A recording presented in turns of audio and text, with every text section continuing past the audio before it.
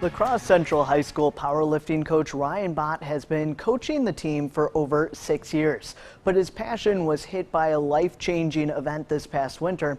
News 8's Tyler Job tells us more about Coach Bott's journey from then to now. They say life is full of ups and downs.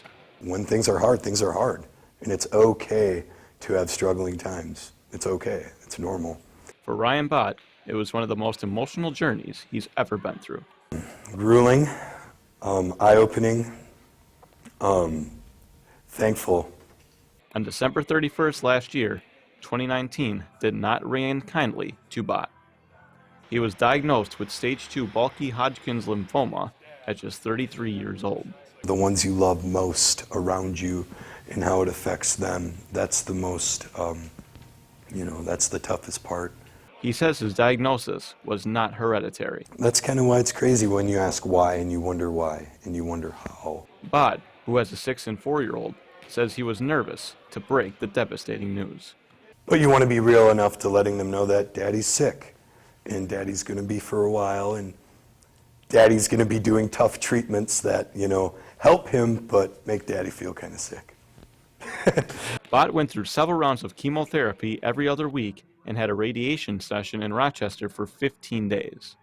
During treatment, he was forced to step away from coaching the Central High School powerlifting team. When you're used to being so available physically and emotionally and then pulled away from that, it's a big lifestyle change. So 2 juniors at the time decided to do something about it. Emma Scott and Mari Stoffeslein started selling t-shirts to help with Bott's financial crunch. But then we decided on Bott Strong because he's physically strong, but he's also mentally strong, and he represents our weight room and everything that our powerlifting team stands for. The sales were off the charts. Scott says they sold more than 3,000 shirts from Montana to Texas to Florida. Knowing we sold so many shirts to support someone who does so much for us was amazing. Bott refused to give up too, and he had 100% support from his family and the community along the way.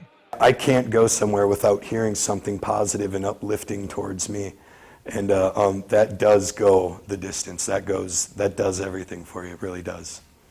The support kept pouring in, and eventually, everything came full circle.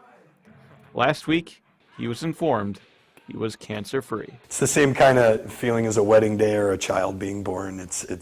We'll never forget that, ever. Even the community couldn't believe it. I'm so proud of him, and once again, he's not only physically strong, he's mentally strong too, and just seeing someone persevere through something like that, you can do anything. After all the struggles he went through, he cannot thank the community enough. To admit that and finally have God show me it's okay to ask for help and it's okay to need help was a big thing for me, and everyone's answer to that did more than everybody can know for me and our family. But the community is also thankful for him.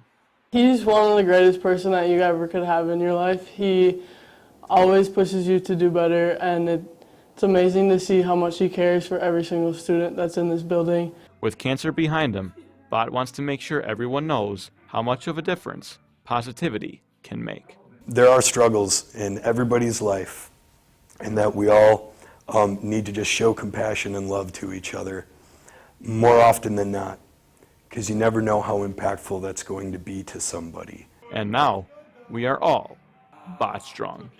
Reporting in La Crosse, I'm Tyler Job, News 8. Hodgkin's lymphoma is diagnosed in people mostly between ages 15 through 30. Bott said he was given 12 chemo treatments every other week during his recovery. Congrats, Coach, on being cancer-free.